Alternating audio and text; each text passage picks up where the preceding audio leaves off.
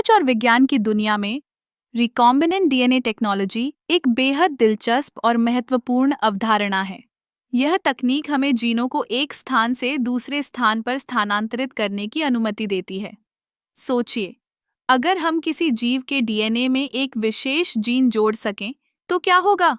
यह जीन किसी विशेष गुण को प्रदर्शित कर सकता है, जैसे कि रोग प्रतिरोधक क्षमता या बेहतर उत्पादन। इस प्रक्रिया की शुरुआत होती है डीएनए के दो मुख्य भागों को अलग करने से। पहले, हम एक जीव के डीएनए से उस जीन को अलग करते हैं, जिसे हम जोड़ना चाहते हैं।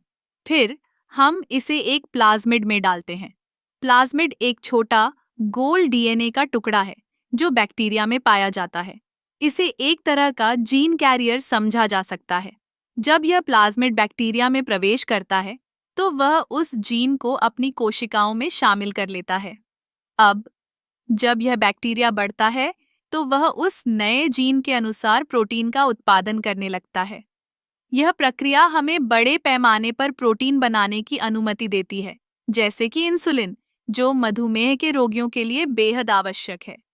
पहले, इंसुलिन को जानवरों से निकाला जाता था, लेकिन रिकॉम्बिनेंट डीएनए टेक्नोलॉजी ने इसे मानव निर्मित बनाना संभव बना दिया। इस तकनीक का उपयोग केवल चिकित्सा क्षेत्र में ही नहीं, बल्कि कृषि में भी किया जा रहा है। उदाहरण के लिए, बीटी कपास एक ऐसा पौधा है जिसे एक विशेष जीन के माध्यम से कीटों से सुरक्षा प्रदान की गई है।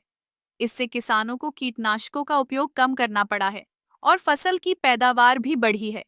लेकिन इस तकनीक के साथ कुछ नैतिक सवाल भी जुड़े हुए हैं।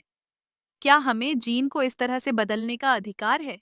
क्या यह प्राकृतिक संतुलन को प्रभावित करेगा? ये सवाल हमें सोचने पर मजबूर करते हैं। रिकॉम्बिनेंट डीएनए टेक्नोलॉजी ने विज्ञान की दुनिया में क्रांति ला दी है। यह न केवल हमारे स्वास्थ्य को बेहतर बनाने में मदद कर रही है, बल्कि हमारे पर्यावरण और कृषि में भी सकारात्मक बदलाव ला रही है। इस तकनीक के भविष्य में और भी कई संभावनाएं हैं, जो हमें एक नई दिशा में ले जा सकती हैं। इसलिए, जब हम इस तकनीक के बारे में सोचते हैं, तो हमें इसके लाभों के साथ-साथ इसके संभावित जोखिमों पर भी ध्यान देना चाहिए। यह विज्ञान का एक ऐसा क्षेत्र है जो हमें सोचने पर मजबूर करता है और हमें यह समझाता है कि विज्ञान और नैतिकता का संतुलन कितना महत्वपूर्ण है।